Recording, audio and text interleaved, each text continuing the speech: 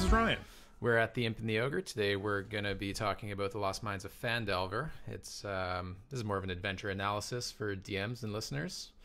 Yeah, there's definitely going to be spoilers in this, so if you don't want to know anything about the adventure or you're planning on being a player in it, this probably isn't for you. But if you're a DM or thinking about running it, hopefully there'll be some useful information in this discussion for you. Again, this is just sort of our opinions on the adventure. We're not telling people how to run it. This is how we would run it and change things. Who wrote this? Who wrote this? Well, the Lost Mines of Phandelver, or the adventure that's included as part of the 5e starter set. So it's basically the only place you can find it. It's available in hardcover only, I believe, from all places that you would find such materials. I know you can get it on Amazon. I believe it runs about $20 there. And it was written in 2014, and the lead designers were Richard Baker and Christopher Perkins of Wizards of the Coast. Presumably the rest of the Wizard staff had input in their adventure as well. They're both well-established Dungeons and Dragons DMs. Presumably, authors. if you're listening to this, you know who those two are. Yeah. So, do you want to summarize the adventure briefly for those who might not be familiar with it? Well, basically, you find the Lost Mines of Phandelver.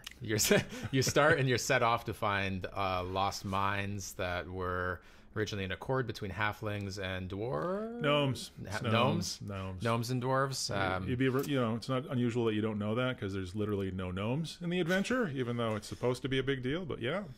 So these mines were a forge for magical weapons. That there was an accord made between these two races. They were lost at some point, and our job is to find them throughout the adventure.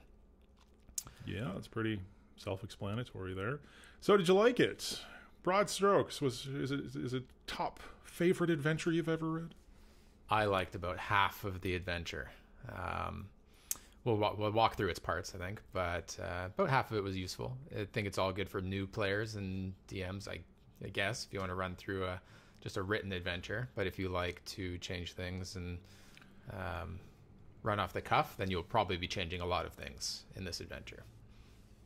Yeah, I agree with that. I don't know if there was even really half that I liked. I think there's some very usable parts of it. I mean, that's coming from someone who's been doing this for a while. I did like that it was written with the intention that people running it should be running an adventure for the first time, right? There's lots of little sidebars on advice on how to do NPCs, how to set up your encounters and what have you, and that's all very beneficial. And as much as I'm going to complain about this, and I'm going to complain a lot about this adventure, I think it's perfectly acceptable to run it unmodified. I think if you want to try out D&D for the first time, or you want to try to get somebody engaged in D&D for the first time, it's a nice, streamlined, simplified version. It definitely touches on Dungeons and Dragons. They're both in there amongst other iconic whatchamahoos. It does make it feel a little overstuffed to me personally. Yeah. Because of that. But it's as good a place to start as anywhere, and I would definitely still recommend the starter set and this adventure if you want to try 5th edition for the first time, or you want to introduce somebody to it, because for bang for your buck, it's a pretty good deal. It's a big adventure.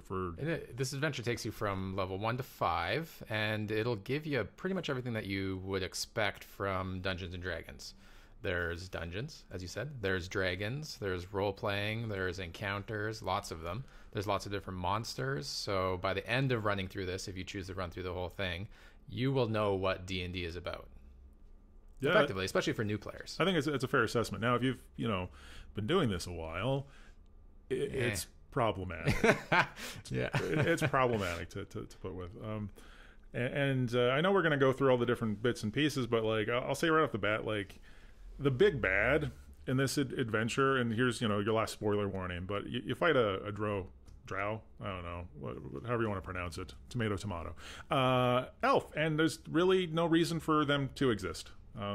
Or be there. No, not whatsoever. I mean, exist in the fantasy realm. Obviously, there's dark elves. But in terms of why they're the big bad, there's no compelling reason for them to be there, and as we go through this, I'm going to suggest not using them at all and replacing it completely. I mean, as we'll see as we go through this, I think it was an incredibly disappointing final encounter by the time the players get there, right? It's anticlimactic. It's super It anticlimactic. peaks in the middle for sure. It does. I think that's a great way of putting it. Is the best parts are before the end, and it definitely fizzles. Like you're not building to this great epic conclusion that leaves you wanting more. And that I'd say is probably my biggest complaint with it. Is if this is your first adventure, like it doesn't end on a high note. I mean, it doesn't leave you going like, oh, that was fantastic, that was great. No, I definitely agree with you. The best parts are earlier on. Assuming you run it as is. It does stop with like a what's next. Yeah. So to start, the adventure starts with an ambush. It does, but I guess before we get into that, let's talk about the hook. Okay, like how does the adventure start? By default. Oh, I can't even remember. Can you remember? Well, good thing I'm here. So by default, the players are hired to transport goods by one of default a trio of dwarven brothers who have rediscovered the Lost Mines. So now they're going to, like, I guess, try to reopen them and what have you, whatever. So this is set in the Neverwinter area of the Forgotten Realms. If that means anything to you, great. If it doesn't, it actually doesn't really matter. This adventure definitely has a lot of fan service in it. They mentioned Waterdeep a lot. Yeah, but Waterdeep's super far away. Yeah. And they mention Waterdeep because they talk about the Lord's Alliance, which is a faction that they've created based off of... I don't know how deep I want to complain about lore in this. I could definitely complain about lore. I don't like that as a faction. It doesn't make a lot of sense, and I would probably change that. But we're getting a little ahead of ourselves here. But in the general, just the default is that you are hired to transport dry goods from one city to another city by one of these people that you probably as a player don't even know has rediscovered the mines, which actually is a point I would probably make up here. Is like, I don't see any reason that the players would have to try to discover that these mines were rediscovered. Like, if I was running this, I would probably just modify the hook a little bit, that the players were actually hired by the same group of dwarves or whatever to help them clear the monsters that are in there.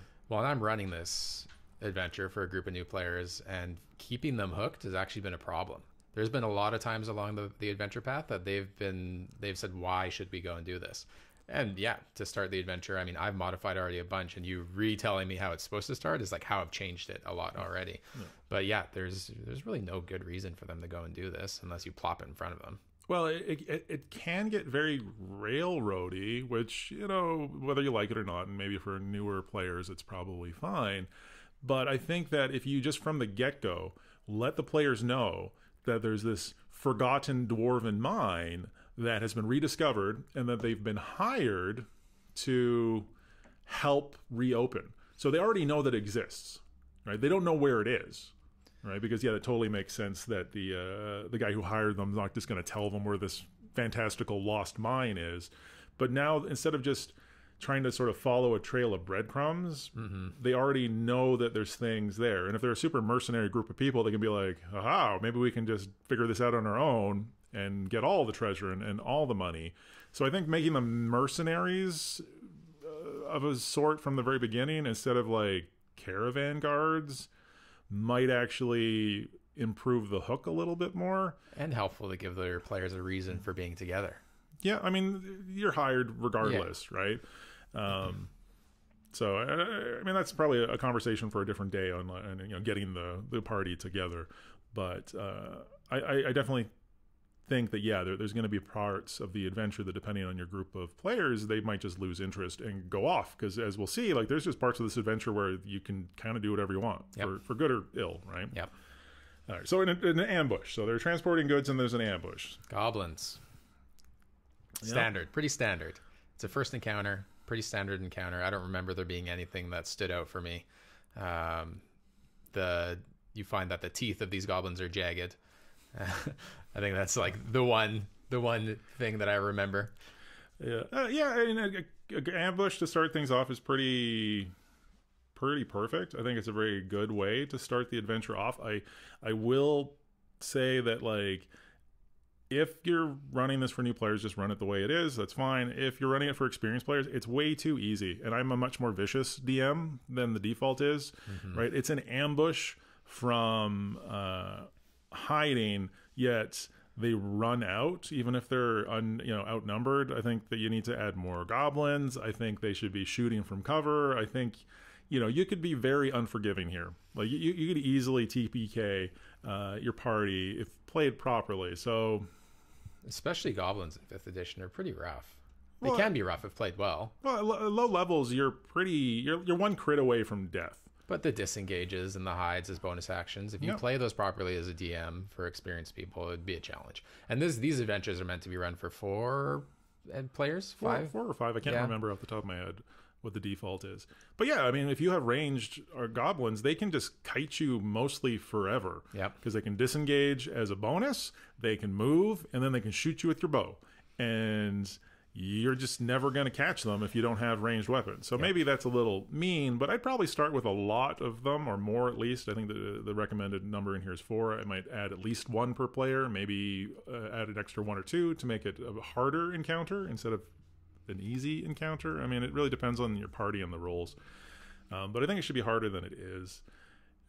And I also don't like where the ambushes happen, right? Because it happens at the exact same site as the initial ambush. So basically the players come up on an ambush site, which they'll find out is the horses belong to the guy who hired them. So that's supposed to be like, oh, we gotta go look for the guy who hired us, assuming they make their roll and recognize it at all or anything like that. So this is one of those places where they could just completely miss the boat. And the adventure also kind of assumes that the players are just going to abandon their cartload of goods to go chase goblins through the forest, which, if you were mean, would you? if you're mean, you could just make them come back and they've been robbed.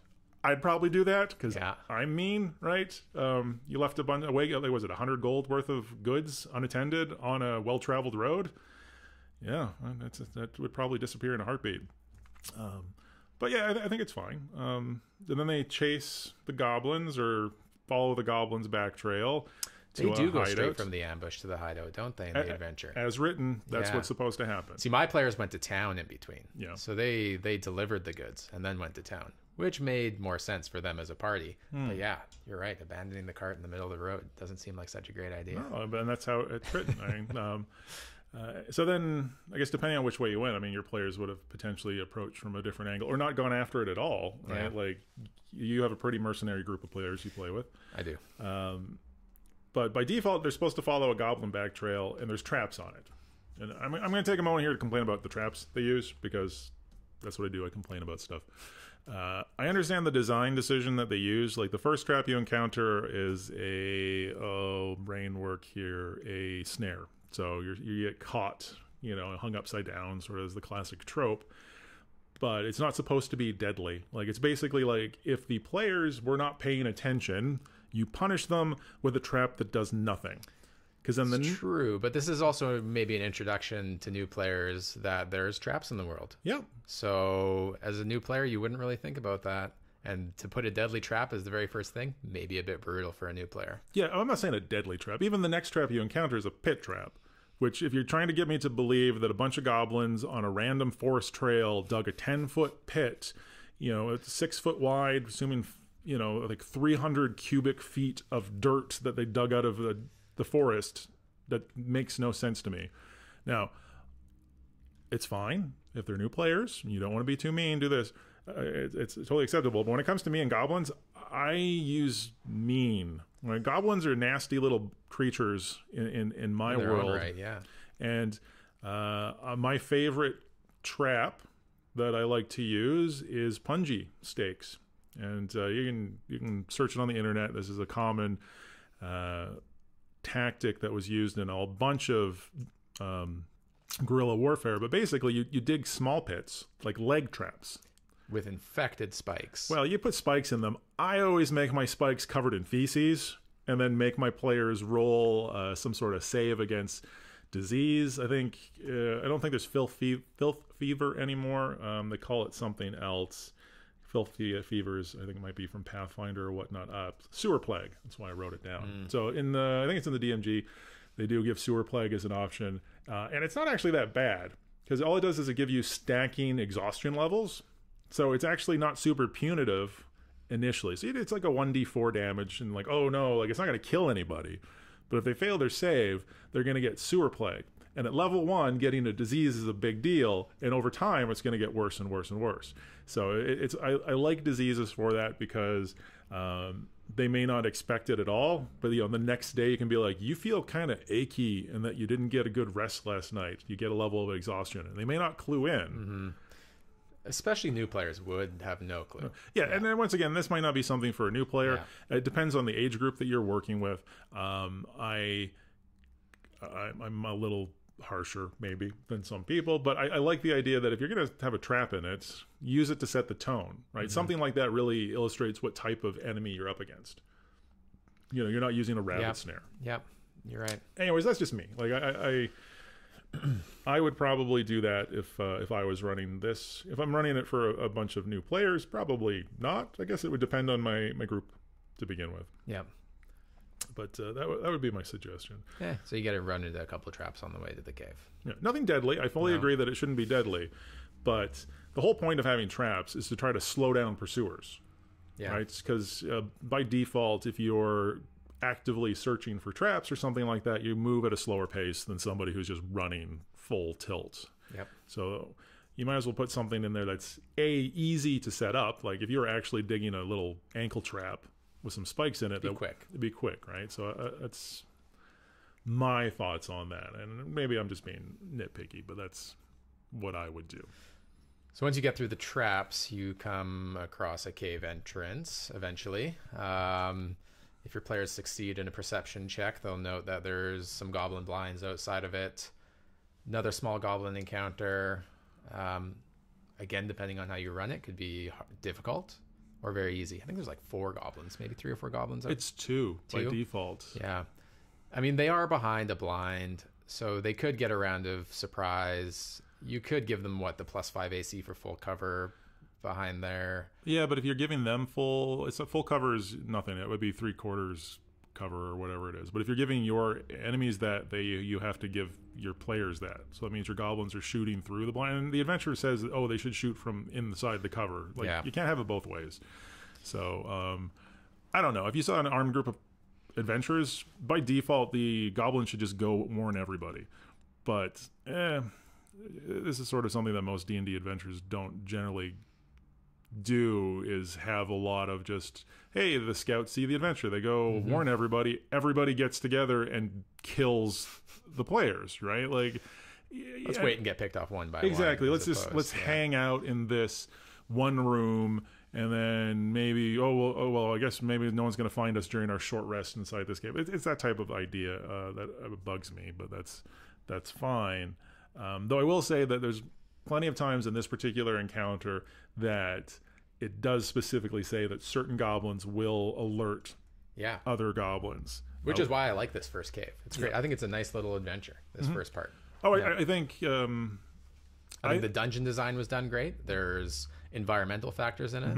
And, some challenging enemies, I guess. Yeah. Oh, yeah, I agree. Like, of the whole adventure, this first part, the ambush into the goblin hideout, is great. Like, it is a great first adventure, and I think by default at the end of it you're supposed to be level 2.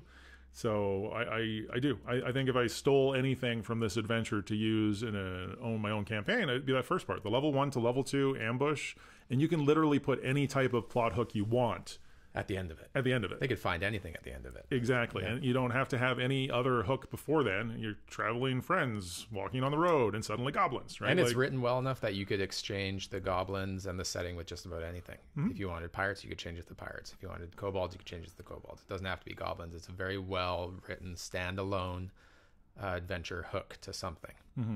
Yeah. So our players defeat the first encounter and they step into the cave. They are met with a rushing creek coming out of the cave, and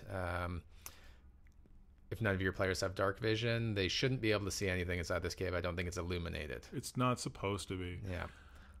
which should put human characters at a huge disadvantage and the goblins at a huge advantage if you want to deal with illumination in your campaign. I mean, ultimately that comes down to how tightly you want to be on top of rules. But I mean, basically, if your party has any type of illumination going in there, you cannot surprise any of the goblins. Like every single encounter, they should be aware of you before you are aware of them. Yeah, no matter what, they shouldn't have to make any perception checks on any of this stuff. They should just know. Yeah, but you should. Like I would say, like if you're going in there with a torch or a lantern or something like that, there's a good chance that you are going to be surprised, especially from any goblin using a ranged weapon. Yep. Right, because you can just fire from outside the range of illumination. Yep. So it can be very punishing. I have some other specific comments regarding this, but before, do you want to carry on with any particular thoughts? No, not really. I mean, the first room that they come on is a pack of chained wolves, which I know you have a problem with. I don't know if it's a problem. It's just that 3 wolves will kill your party at level 1 if it's not handled properly. And I believe that it's some sort of strength check that the wolves get to do every single round. Yeah. That the DC decreases over time. So it's kind of like a built-in timer.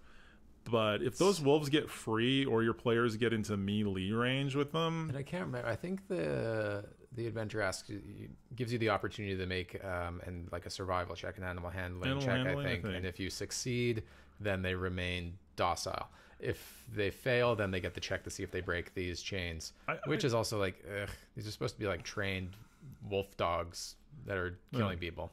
Well, I mean, that's part of my issue, maybe one of my few issues with this first part of the adventure there is like, wouldn't it make the most sense for one of these goblin guards for the first thing they should do is run into the cave and let the wolves free?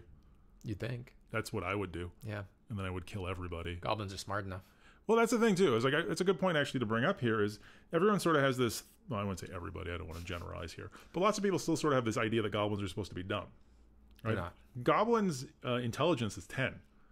The goblins in this adventure are smarter than almost guaranteed some of the some of the characters in your party. If someone's playing a barbarian, they're dumber than the goblins. Quite easily, yeah. Right, and 10's the average intelligence, right? So and goblins live in a society too. They're just chaotic. Unless put into the hierarchy of bugbears and hobgoblins and that's the whole goblinoid structure or what have you. So anyway, yes, if you were running it cruelly, the goblins would go release the dogs right away, or tell everyone in the cave that they're coming. If you wanted to be a cruel DM, or just like a challenging DM, I guess for a group of experienced people. If you're running this for new adventurers, probably don't do that because it'll probably kill them, and I don't know, maybe that's a good lesson to be taught to new players that you can die. Well, I mean, I will say that I don't want to get derailed by it too much at this point, but like this group of goblins has already been shown that they're willing to take prisoners. So I would definitely say that at least this first part of the adventure is a situation where you could defeat the party and have them like wake up in chains in the cave, along with another person, as we'll see, is already in there, without really making it seem like you're cheating. You know, behind the screen. Do this behind the screen. Yeah, well, you don't have to do it behind the screen. Like how they escape, well, then that's a different setup, right? So you can get defeated, and it doesn't ruin the campaign. But it's mostly those situations like, do you have stealthy characters in your party? Well, you got to create a situation where they're rewarded for being stealthy then. Right? Like if you're not rewarding them for being stealthy or punishing them for just being like clang, clang, clang, clang, hey, goblins, we're attacking. In the first room, I mean, to touch on that point, if you succeed the animal handling check, if you make the perception check to see that there's a chute in the back of the room, and if all your characters make the strength check to climb up the chute, you can effectively skip the whole dungeon and get to the boss, quote unquote, right? The boss. Now, that being said, if you go that way, you don't save the NPC. Yeah, right. But there's an opportunity to do something like that if you have stealthy characters, or to do some scouting. I mean, granted, that's a lot of checks for a lot of players to do along the way. But anyway, not to dwell on the first room too much, but there's a lot that could be changed or done differently in the first spot. Well, yeah. I mean, I don't want to talk about every room by room. It's a bit too much. So in general, like some other things that I did like in there, I like that there's that water trappy thing. I enjoyed that too. Yeah, Right? Like it has a really an environmental trap. Right? And I can't remember the specifics of it. Like You fail a perception check, a goblin sees you. They release a dam that they'd created, and surging water comes down. You make a dexterity check to see if you're able to hold on. yeah, otherwise you get like you push back so far, take some bludgeoning damage yeah. or something like that. So that's a lot of fun. I thought that was a really cute, quote unquote, thing to put in the adventure. I wish they'd done more of that in the other dungeons. I'm a big fan of environmental stuff in dungeons. It makes them seem less blah. Yeah, I mean that's another thing too. Is it would have been nice with the wolves. Is maybe instead of using like a diminishing DC strength check, you roll like a D4 and it's like a counter. Like that's how many, or D6 or however you want to do it, and that's how many rounds it takes for them to get free, and then you can just be keeping track of that on the table. In my group that I ran this for, they were quite clever in the dog room actually, and the druid spoke with one of the wolves and was able to, I set some pretty high DCs, but they were able to feed it some food and befriend a wolf, which they eventually I allowed them to use as like an ally in one of the fights later on. It was a clever use of mechanics. They did a good job. I thought it was neat. Yeah, fair enough. Yeah. So they've got a environmental trap in this. There is a prisoner that they need to free, who's turns out to be one of the main NPCs of the adventure. Who can die in the beginning part. Theoretically, yes. So there can be a hostage situation, and the goblin can coup de grace. I don't know if I can't even remember if 5th edition technically has coup de grace rules. It might be an automatic crit or something. He attacks him and drops him below 0, and he's dying. Yeah. So it can be saved, and so on and so forth. But there's also the option for negotiation, right? I believe at that point you can negotiate with the goblin, to go kill the bugbear boss or something like that. Because he wants to be the king of the whatever. So that's actually kind of fun. I mean, even in this really early point, as a broad introduction to the mechanics of D&D, you can see that not every combat encounter needs to go directly into stabbing someone. Yep. Right? So it does give the opportunity for the more diplomatic characters to shine, right? If you have a paladin, if you have a bard, if you have a sorcerer, I guess. I'm trying to think of other people that have high charisma stats. They get the opportunity to try to talk their way through it, right? You got animal handling. There's something for your druids and your rangers. So it's well thought out to try to give everyone an opportunity to shine. Yep. But other than that, I mean, it's got some monsters that you kill. You fight the boss. You find some treasure, and then the idea is that you find a note, because nothing says D&D like finding a note where the baddies tell you all the important plot details. So you find out, there's this character called the Black Spider, I believe is what his handle is, that is up to nefariousness. Was told them to kidnap this dwarf and whoever was with him. And anyways, at the end of this, you find out that the dwarf, your boss, has been sent along to another location, Craigmall Castle. I believe you find out about its existence at this point. The NPC that you theoretically rescue is supposed to be a member of the Lord's Alliance, which... All right, let's talk about factions in this adventure at the moment. Now is as good a time as any. You get a good chance to be a lot of level 1 heroes in this adventure. Yeah, you can join literally every single faction in the game. There's one for every class, I think, in the adventure, just about. Well, every alignment, I guess, to a certain extent. And first, I'm just going to get this off my chest because it's super nitpicky and it drives me bonkers.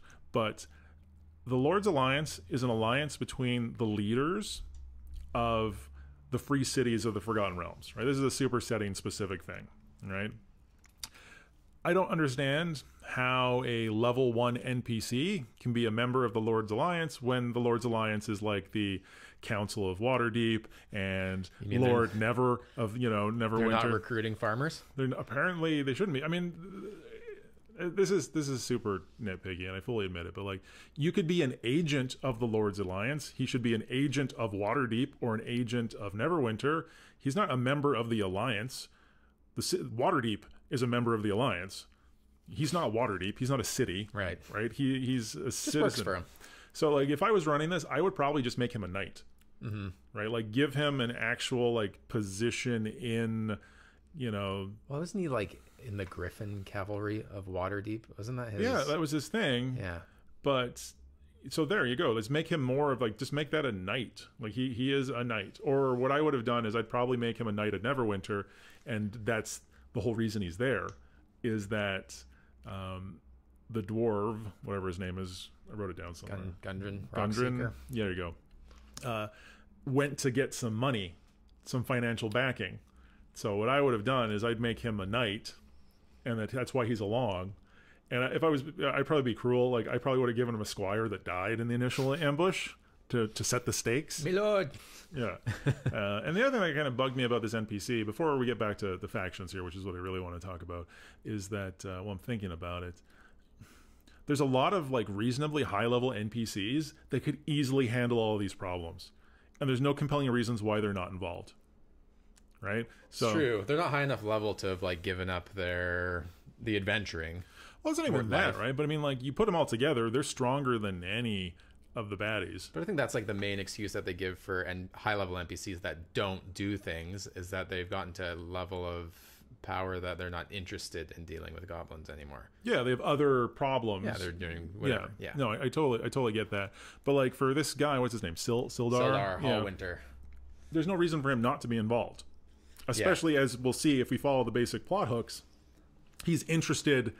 That's why he's there. He's looking for somebody like that is actually directly related to this whole problem. Yeah.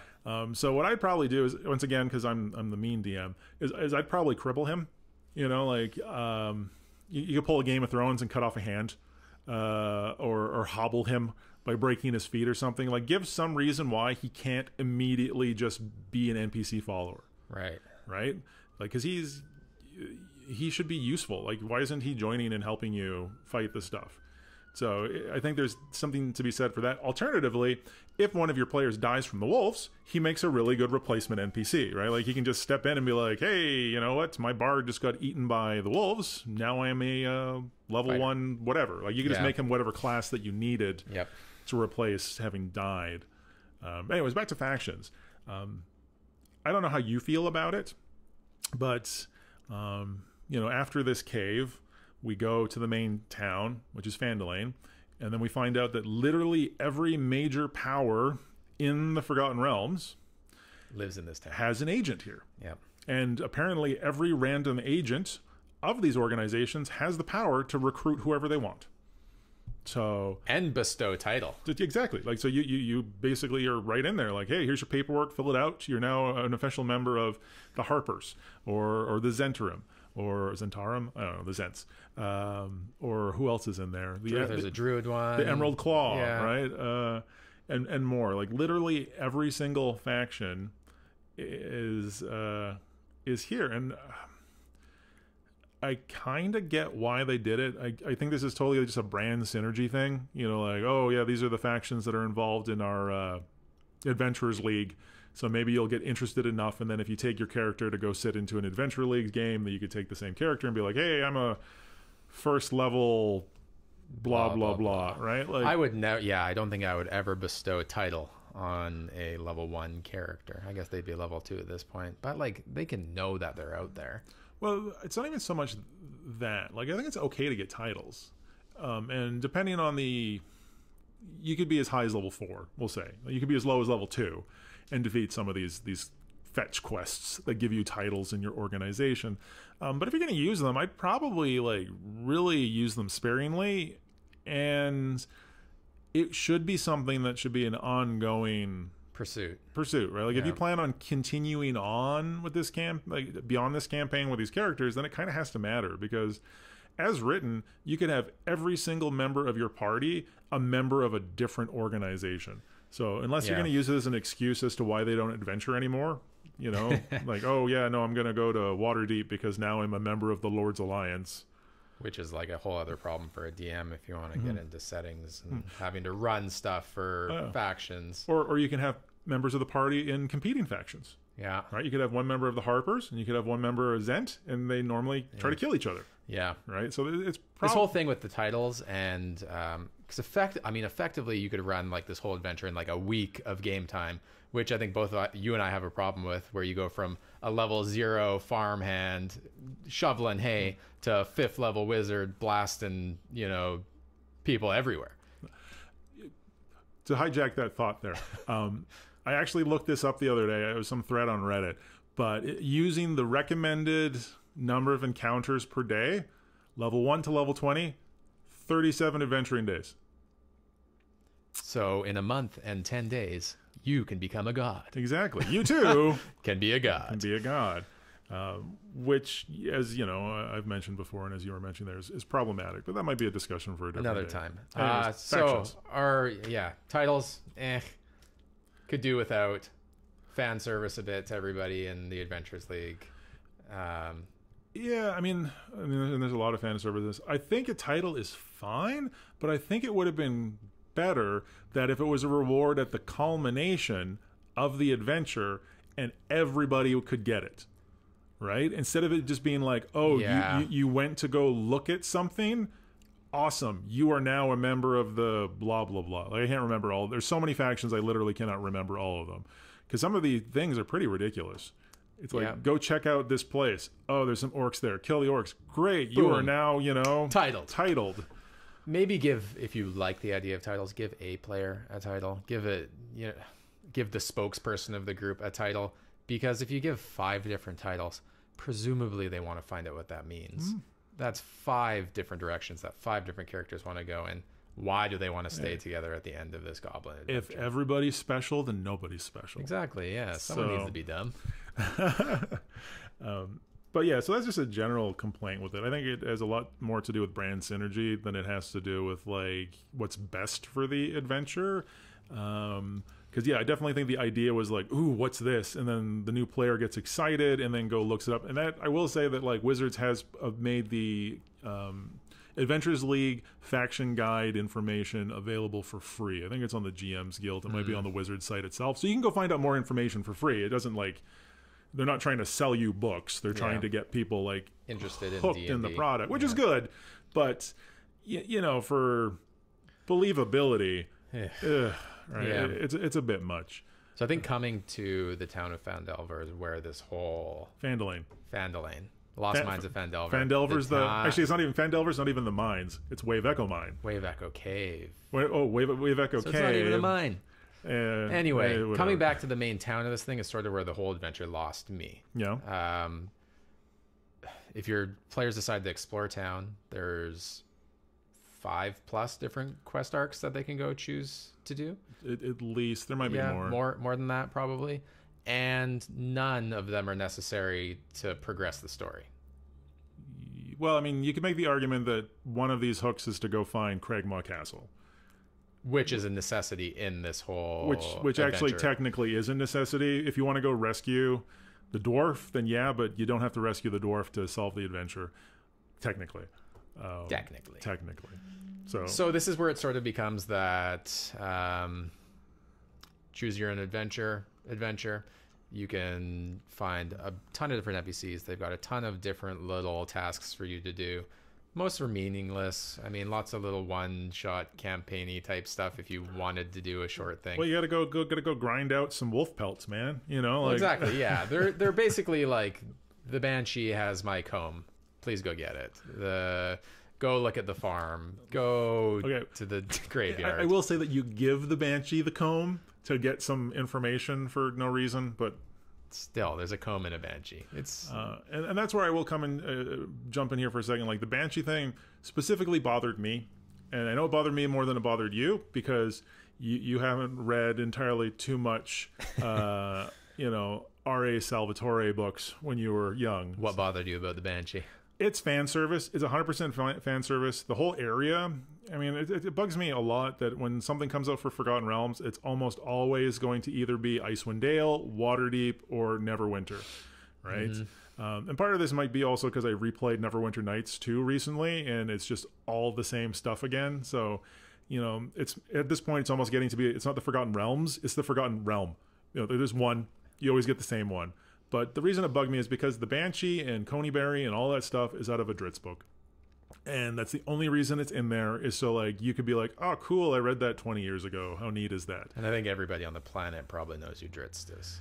Even people that don't even like D&D like know who Dritz is. True. So but the thing is, like, it's a deep enough cut that the average person would not know. It's completely like, aha, you know, I'm familiar with that one particular book that mentions it. It's where Dritz gets his mask that lets him change shape. Like, I can nerd out hard on this. Like, I know I don't really want to at this point.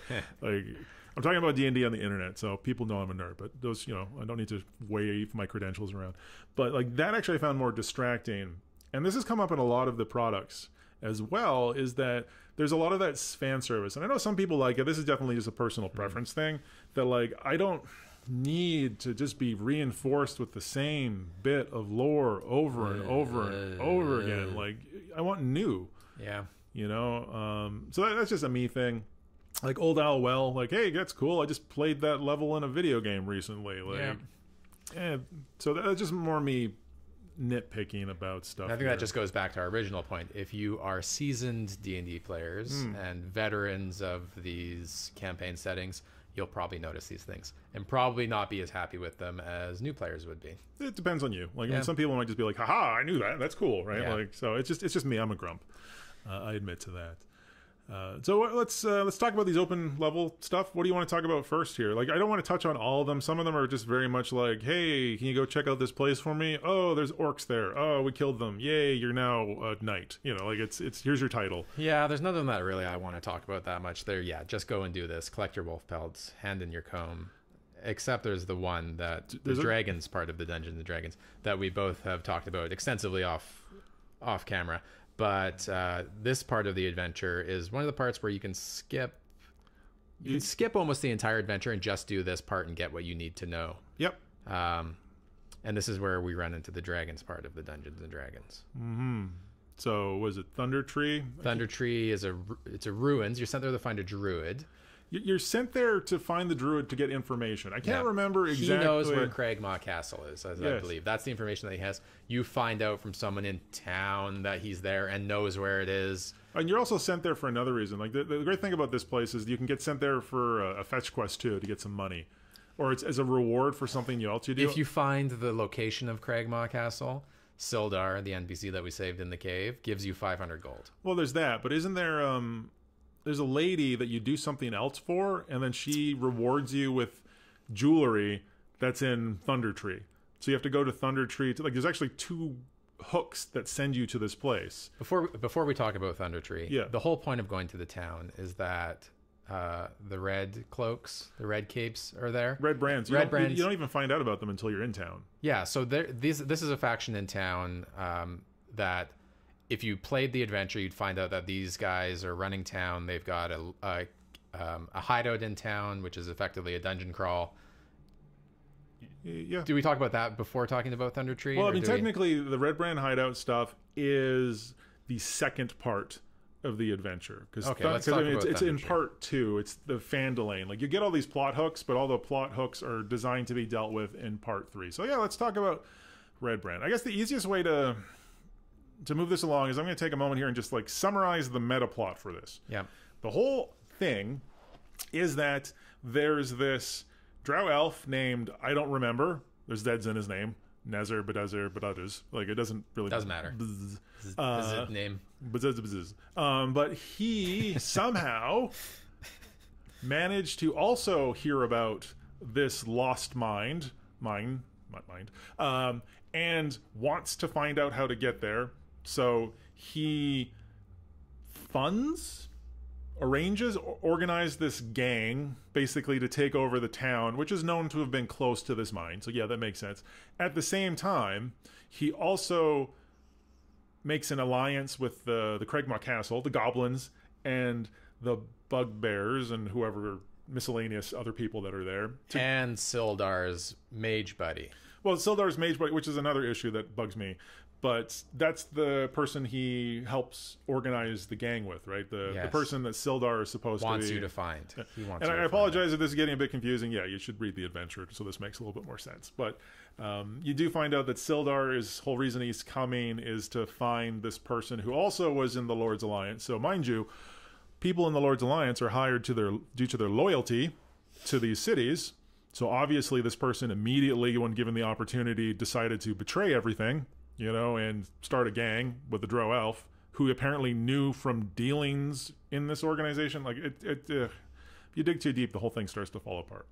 But anyways, that's the whole thing, is he's trying, the Drow is trying to find this mine. So you're supposed to, well, he kidnaps the dwarf to get the map, which it turns out he doesn't even need, because when you get to the mine from having found the map, he already is there. So my biggest complaint with this is that he doesn't need to exist at all. And if I was running this, he would not even be in the adventure. He being the Drow. The Drow. Yeah. The big bad would not even be in the adventure. If I still wanted it to be an evil wizard, I would make it Glassstaff, the guy that Sildar's supposed to be looking for. Sildar's friend, who he wants you to find. Well, I don't know if he's a friend. Well, but, was. Maybe, whatever. But because it makes sense to me that person could have heard about the dwarves and their search and whatnot. And if I was doing it, the only faction that I would have in the game would be the Zents, who are the evil sort of mercantile group. I would have made him a member of that group, which would have explained why he was working with goblinoids, because there'd be connections and blah, blah, blah, blah, blah, is how I would deal with it. But let's just... I think all these points is why we don't really like this adventure as a whole. Because as soon as you get into the parts where your characters are supposed to be doing stuff, if you start to look at it a little too closely, none of it makes sense. Very little. Like, there's almost no point for your characters to do any of this stuff. The people their motives are crossed. It's very strange. And it does assume that there's a certain level of like motivation to do good. Because this is sort of tying into the point where I wanted to talk about anyways, is the gang, the Red Brands? Red Brands. Yeah.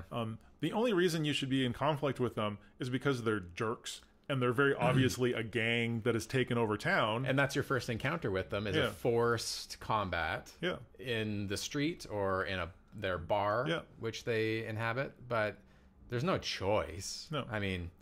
I guess your players could like join them instead. Yeah, they could. Depends what kind of people they are. But yeah, it's a forced encounter. Yeah, and let's just assume that you're playing it normally. You go in and you follow up on the Red Brands. I think you can get a clue to a back entrance or something like that from somebody in town. Lots of the little quests lead you to the entrance of their hideout, which is just an abandoned manor at the top of town. So this is a town, mind you, that has been abandoned for, 500 years or something like that. But hey, the foundation of this place is still good enough that it's an effective dungeon, and nobody ever wanted to use that to rebuild the town for literally no reason. Yeah. Once again, this is just me being grumpy. Yeah. So you go into there's a little mini dungeon in the basement of the old ruined manor house, and it's fine. I don't think I have much to complain about. Okay, that's a lot. I have lots to complain about in there, but it's kind of not super important. I don't like that, for example, there's bugbears in there. Not necessarily that they're there, like I can understand why, but like it explicitly says that they know where the cave is. And it also says that they're not that motivated to help the humans, I believe, that are in town. So, like the Red Brands. Says that they're not motivated to help them. They were just sent there by the spider so why are they there? Well, what bugged me is like they apparently they can tell you where the cave is. Yeah. Right? Why haven't they why the whole reason for the ambush makes zero sense. Like that's just what it comes down to, which bugged me the most about this. The original ambush? Yeah. The ambush that attacked the dwarf, Gundren. Well, they were stealing supplies. No, they weren't. They were told to ambush him by the spider. That's what you find in the letter that's in it. So the whole point was to get him because he knows where the location of the mines are. But she's already there. But they're already there. Whatever. Right? Yeah, and then this is getting ahead of us a little bit. When you get to Craigmont Castle, there's a doppelganger that's trying to negotiate for the map so they can find out. But they don't need the map anymore. Like, it doesn't make any sense when you start to think about it. Anyway, the Anyways. dungeon's okay. You run through it. There's a random creature in there. The Nothic. Hate the Nothic. Eh, whatever. It's there. Eliminate it if you want. Play it if you want. It bugs me because it represents a certain thing that always happens in adventures. Is like people like to make new monsters. So you get some random monster thrown in for no reason, and it's just a bizarre one. It's an intelligent monster that's hanging out there for literally no reason. So this is my free suggestion. Replace it with some sort of ooze or jelly that lives in the bottom of the crevice, and that's how the gang gets rid of their bodies. See, the Nothic, that's a good idea. The Nothic reminds me just sort of like the Hobbit running into Golem in the cave. He's got a nice piece of treasure down there. He doesn't want to fight you, but has clever interactions with you. It just sort of seems like the new player kind of... The monster would be better, though, in the mine. You know, like, you have to sort of justify that he's made an alliance with the Red Brands, like, who could easily kill him. Like, why would this whole organization put up with some neutral NPC, one-eyed weird monster in it? So, like, I don't know. I expect a certain level of verisimilitude in my ridiculous fantasy RPGs. Yeah. And, I don't know. I mean, I guess it's trying to sort of follow the rule of cool, but I don't know that it succeeds in that. Also, it also depends what kind of DM you are. If you're great at role playing and great at on the fly kind of stuff, it could be a fun encounter for your players. Yeah. It doesn't need to be a combat encounter by any means. But if that's not your strong suit, there's probably a counter better left avoided. But I will point out that if it's not a combat encounter, you miss out on some of the only magic items in the game. Yep. Unless there's some other way to get to them. But yeah, anyway, you run into these creatures. You may or may not run into glass staff down here, depending on the route that you take inside of it. You eventually find some more information and where Craigmaw Castle is, effectively. There's the bugbears there that know where it is. There's a goblin in this encounter that you know where it is. And you find some more information about Glassstaff. You find letters. More letters yes. That tell you all about the different things. It's plot revealing through letters. So that's one of the ways you can find about Craigmaw Castle. Theoretically, you would follow up directly by going to Craigmaw Castle. Do we want to move on to that, or you want to talk about some of the random stuff? No, let's go back to the random thing and the dragon in this adventure. In our Dungeons and Dragons. Because this part, if you choose to do this and survive, you should die. You can you can skip all this other stuff that we just talked about. It's like it's very video gamey, this adventure. Once you get to town, you can skip plot. You can move to whatever part of it you want to. Mind you, it explicitly says in the adventure that if your players do not go and do a bunch of these adventures, they will not be a high enough level to deal with the end game. So then what do? Do you make your players go back and grind? Yeah. You know, if they're only at third level by the time they're going to the cave when they're supposed to be fourth or fifth, say, sorry guys, you got to go back. I don't want to poo-poo on this too much, because I do like the idea that they're trying to illustrate that D&D can be more free-form, open, hex crawly-ish, though this isn't particularly hex crawly. It's it's a quest hub is what it is. Everyone's got their little exclamation points over their heads. Yep. But it is potentially problematic. Yeah. So if your players follow up with finding the druid, they come to Thundertree, which is an abandoned town. I don't know. It's like 30 odd miles outside of apparently there was a volcano that managed to destroy this particular village, but not Neverwinter, which is right beside... anyways. So the druid inhabits this old place, which... Go ahead. You have a lot to say on this. So the druid, on top of being able to tell you where Craigmaw Castle is, also knows where Wave Echo Cave is. So if you can get him on your good side, they can show you where you're supposed to go, and you can skip over the Red Brands Hideout and Craigmaw Castle, theoretically. Now, the way that you get him to help you, is by fighting a green dragon.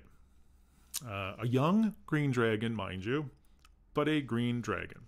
And if you're not careful, a handful of humanoids. Oh, the Cult of the Dragon. Once again, fan service. This is I believe I read this book in the 80s. So potentially your party's running up against a young green dragon at level 2. And as early as level 2. 4 to 6 humanoids who will side with the dragon. Yeah. So death. And it's also not counting all the random encounters. Like there's twig blights and giant spiders and a bunch of other stuff that's in the town itself. And as written, they say, if you're able to get the dragon to half health, it will run away and abandon its horde. Yep. So, Guys, dragons can fly.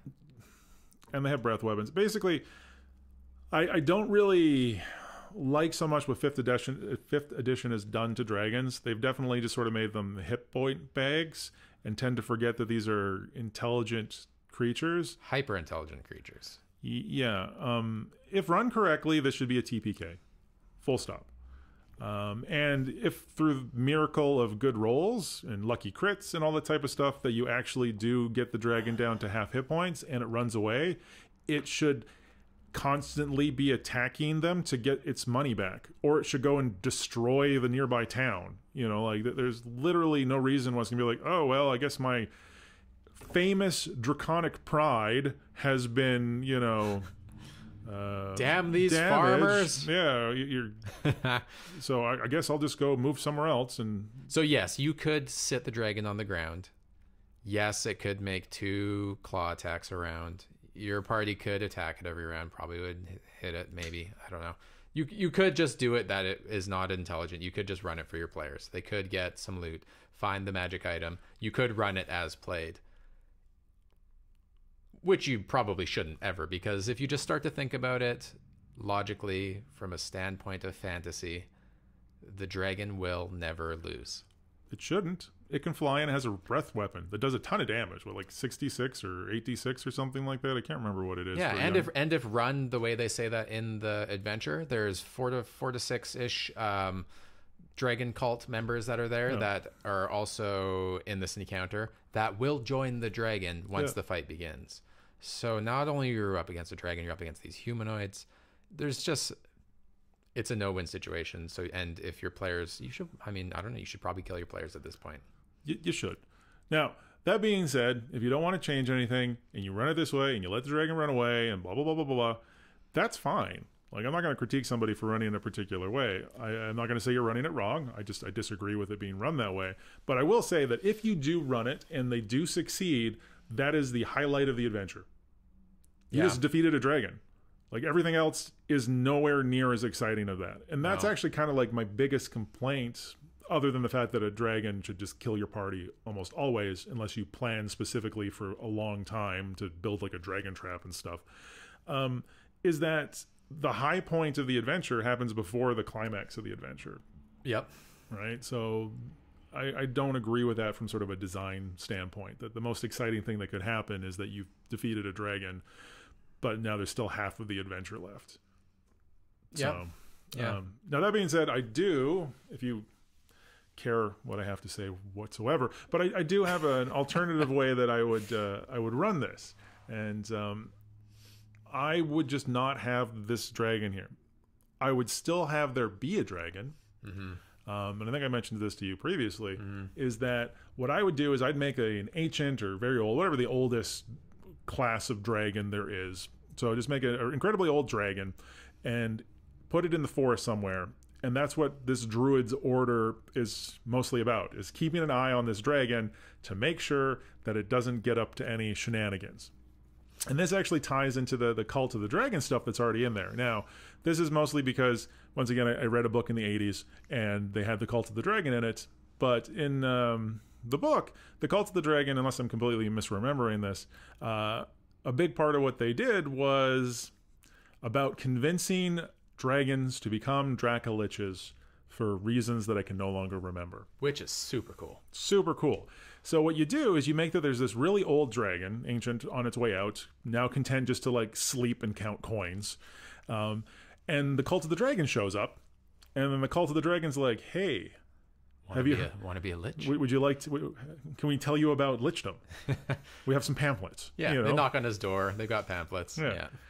So we we'd like to tell you about Lichdom.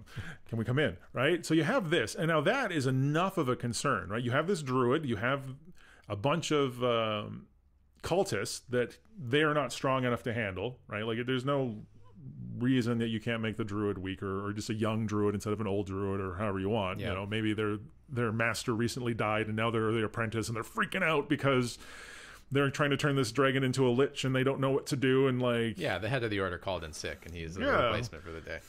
Maybe he was killed by the cultists. Maybe right. Like you can set the stakes however you want, but then that becomes the issue. Like your job now is to defeat the cultists to eliminate the potential for this Dracolich, which could be an epic adventure, which could be super cool in and of itself. And I mean, I'd tweak the stats a little bit. I'd probably make the boss cultist a higher level mage. I'd use one of the different mage stats from the book, right? This is all just assuming that you're just using the stuff that's in the book, so you don't have to go far out there. But you know, there's tons of other monsters and stats that you could use from the the standard resource document that Blizzard is Blizzard Wizards has released. Of the Coast, Wizards guys. of the Not Coast, Blizzard, not Blizzard or Activision. No, this is all Wizards of the Coast. Wizards of the Coast. Yeah, well, Blizzards of the Coast.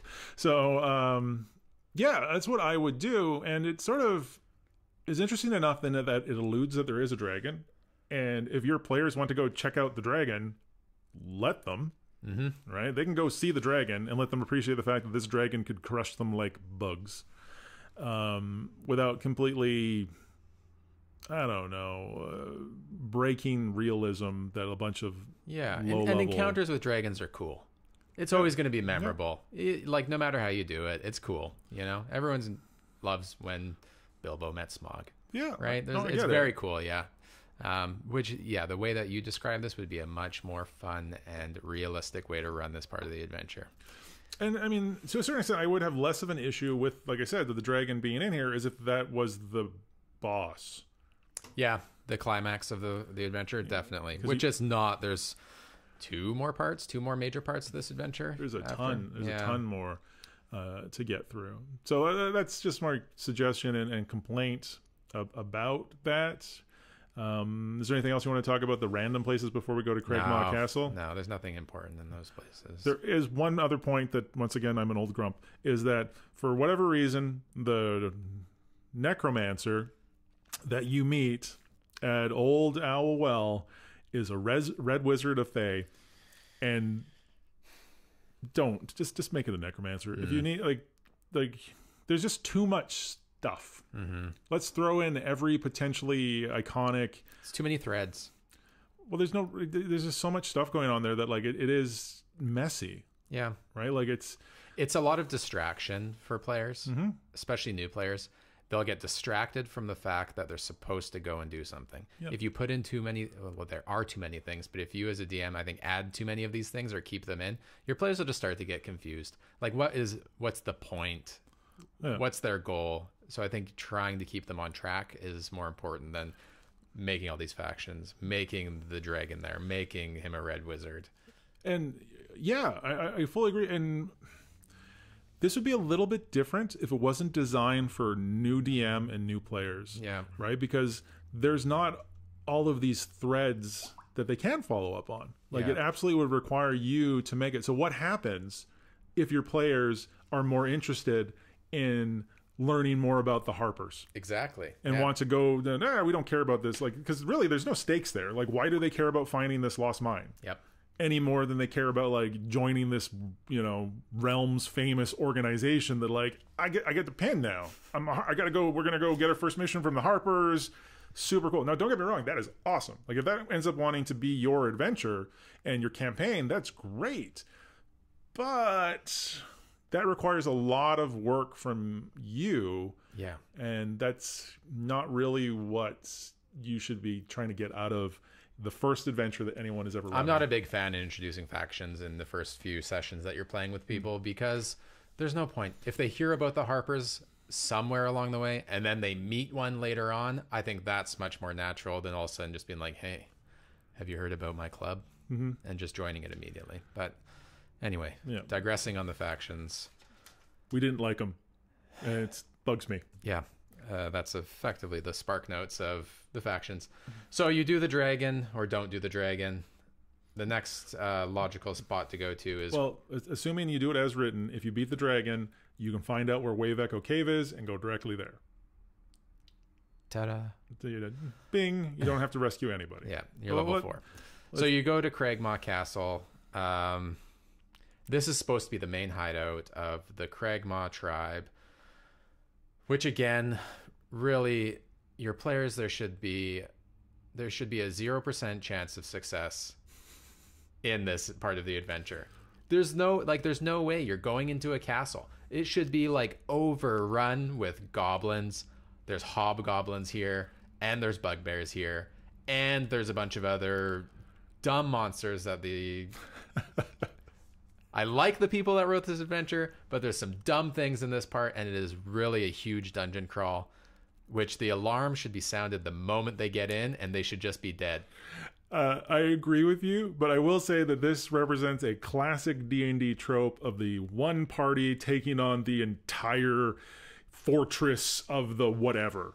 You know, like it's the classic, like, oh, we're just going to clear like 3 rooms and we can have a rest in the storeroom while nobody like realizes that everybody else is dead in the... And if you're listening to us, a bunch of nobodies, you probably know who Matt Colville is. And this is where you could implement the classic Colville screw. Yeah. Where your heroes manage to sneak to the end. They do it all right. And the alarm sounds at the end. And now they've got hundreds of enemies coming down on them.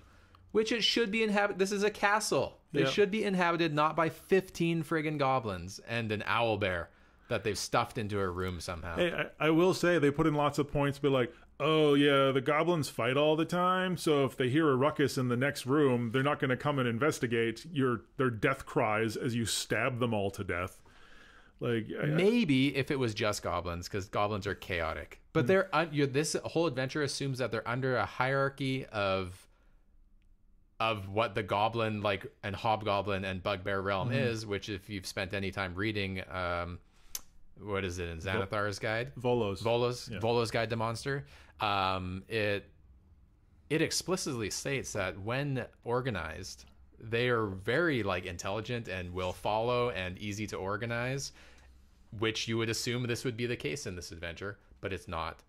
So skipping over everything else, because I don't think we really need to talk about the huge dungeon crawl that this is. I do have to make one point. There is a treasure chest in the castle that is assumed that it's always been there since the castle was originally put together. And never opened by the goblins? And the goblins never found it. So that bugs me just hugely. Isn't it in the room where the owlbear is? Isn't it in that room? It's in the tower, yeah. It's on a ledge. That's why they couldn't get to it, because they stuffed an owlbear into the room. How long ago? Like, you see, like, this is what bugs me. Like, okay, hey, look, a castle. Oh, should we check every room for anything? Nah. I'm sure there's nothing left here. And it's a big deal, too. Like, I think they put, like, a scroll of resurrection or something like that in it, or whatever it is, like a big deal. So like that just bugged me. I have no problem with the treasure, just like don't make it in a random chest that either A can be missed, like you're like, oh, there's a owlbear in there, not going in the owlbear room, or and it's missed just based on the fact that if your players don't explicitly say that they're looking for something, you don't really have to tell them that it's there. Right? Like you don't have to, as a DM, describe like, oh, you walk into a room, there's a treasure chest in the corner. I will say, like, this is actually kind of an interesting point, and this is running long, so I don't know how much I want to get distracted by this, but what is passive perception for? Because I noticed that when I was rereading some stuff just before we started doing this, is that going back to the traps on the trail, in it actually says that if the players say they are looking for traps, you use their passive perception. If they aren't looking for traps, you make them roll. Should be the other way around. So like that the first person who comes into like would have encountered it has to roll a perception check. It actually says that in there, and there might be an errata for it or something like that. So if anybody out there knows if I'm just crazy, let us know. But that was confusing to me because I thought the whole point of passive perception is just like that's just assuming that you're always looking, like you're just looking at stuff and that's what you see normally. Anyways, that's a separate issue, and maybe we'll have to dive into Well, because of the whole things with travel speed and perception, and so like really, what's passive perception for if not to see things that you're not looking for? Yeah, you just sort of notice from just being around. Like if you're oblivious, you're going to miss the car accident on the road next to you. Like you're going to see it, no matter what. Anyway. Yeah, it's just something that I thought was a little odd. So they go through Cragmaw Castle, they go through all these encounters, and there's a bunch of encounters in here, and they come to the boss of the thing. They find a drow who ends up being a doppelganger who is questioning one of the dwarves. He's not questioning it. The doppelganger is in negotiation with the king, whatever his name is. Oh, King Grawl. For the dwarf, Grundon Rock Seeker. Whatever. Dwarfy dwarf. Because he's changing basically the terms of the deal that they'd cut with the spider. So I'm just going to... And then by default, I think the doppelganger is supposed to try to sneak away. Yeah. There should be no doppelgangers in this adventure. There's 2 of them, I think, or 3 of them. There's no reason for them to be in there other than you're like, hey, look, there's doppelgangers. Your players may not even know there's doppelgangers in the adventure unless they change shape in front of them. There's literally no reason for that to exist. Also, why are 2 doppelgangers working for a drow that they could easily kill? Like, easily? I don't get it. It's not explained. It's a little too much monster fiesta, if you will. Like, hey, what else is super cool? It'd be cool to put a beholder in this adventure too. Oh wait, they did. We'll get to that. No, it's a spectator. It's a beholder. It's a type of beholder. So you finish this part of the adventure. Yeah. You end up finding where this cave is. You go to the cave. Yeah. That's about it. It's a big dungeon crawl. You get some information at the end, which you may have found already through some of the previous parts of the adventure. Or if not, you get to do a bunch of minor encounters and find out where it is anyway. Well, yeah, well, you go get the map. You finally have the map to get to the cave that has been hidden forever that everybody knows about. So now we need to find the master key to open the boss room. Exactly. So your players know where the cave is. They go to the cave, which is... there's lots of cool parts of the cave, I think. I think the layout is really neat. This, for me, is just another dungeon crawl. There's a lot of encounters in it. I'm not a fan of the many encounter system. There's a cool environmental encounter that they can run through. There's the poison mushroom fungus room, that's super which neat. Will probably kill your players if they end up going into it. It does like a 2d8 or some ridiculous amount of they absolutely should damage. Not go into it whatsoever. So they avoid all that stuff. You find that this cave is overrun with undead and monsters, and there's sturges, because once again, people who have played D&D know what sturges are, which turns out in 5th edition, sturges aren't nearly as scary as they used to be. The whole point of this thing is that the black spider was trying to find the cave. Yep. And that, but now he's not powerful enough. But to he's actually not strong explore enough it. to explore the cave. So now your crew of players that have been together for 3 or 4 days in game, that were farmers, and now all of a sudden like master class fighters and wizards come in and clear out this cave for them. Yep. Effectively. Well, I mean, you'd probably kill the wizard guy, which I'm gonna just say, like, that's a super underwhelming final encounter in comparison to the things that you do previously, to literally everything else. Like fighting Cragmaw Castle is more interesting. The dragon is way more interesting. Just kill a NPC at the end. It's an NPC with a bunch of spiders. Yeah, like for no reason. Like, I mean, they could have. What I would do for running this encounter is, like I said, I'd get rid of Spider, I'd make Glassstaff the big scary guy, and when you get to the Red Brand hideout, Glassstaff isn't there because he's left with some of the Red Brand lieutenants to go check out the thing. So what I would do is I'd run that encounter with a bunch of, like, Red Brands. Yeah. I'd use the veterans probably from whatever, it's in the SRD, the freely available stuff, as a replacement for a lot of the things, and just make it more of an interesting encounter. I mean, the problem is, like, wizards as a solo NPC usually are not particularly useful. They're gonna get like one attack. He's got 30. No, he's got like 27 hit points. A 4th level monk is gonna kill him in 1 round. Yep. Biggity bitty bang. right? Like he's going to be dead in a heartbeat, and that's it. That's the culmination. This is the mastermind behind everything. Is going to get the event. That fight is going to last 2 or 3 rounds, depending on your party Especially composition. if your party just focus fires, which they should. Right? Yeah. He's dressed as a wizard. The rest are spiders. You know, like so. Murder the humanoid. There is a cool encounter where you run into the undead a wraith here that was one of the old, I guess, craftsmen. Oh, it was a human wizard, because it's gnomes and dwarves and human wizards. Yeah. So anyway, there's no gnomes. There's barely any dwarves. You run into this human wraith that you can negotiate with. It's kind of a neat encounter. Yeah. A fun role play part of the adventure. They send you to the forge eventually. You run into a not beholder.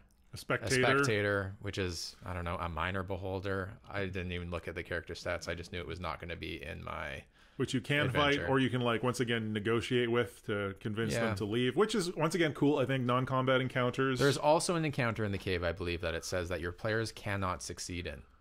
When they walk into a room where the forge actually is, if they haven't negotiated first, the whole room animates. Oh, yeah. And then when they leave the room, they unanimate. Okay. Which I think is a no-win situation, which I think is not good to put your players in anyway, because they're going to choose to fight 100% of the time. Yeah, players don't like to run. Yeah. So it might be worthwhile giving them a no-win situation earlier on that's less punitive. The other thing about this really bugged me is the dungeon ecology, for lack of a better descriptor. Like, there's a lot of stuff that doesn't make any sense. Also, ghouls. There is a lot of ghouls in this, which, you know, HP wise, AC wise, shouldn't be too much of a problem for a group of presumably 4th level characters at this point. But if you have bad saving throws, you die. Yeah, you could get paralyzed through the whole thing. And the thing is, like, so it could be an easy TPK right at the end. Yeah. If you get bad rolls. But that's not even what bothered me the most. Ghouls are intelligent undead that hunger for human flesh or living flesh. Mm-hmm. Okay. So why aren't they just, like, constantly attacking the living drow elf that's in there? True. A. And B, if they have access to the outside, they should have been raiding the countryside. Yeah. Constantly. I would, like, and you can, sorry, I know you want to say something here, but if you were running it as is, there should definitely be rumors in town about, like, oh no, you can't go into those hills, they're full of undead. Right. Another thing is the wraith that you run into, if you don't happen to pick up the magical items along the way.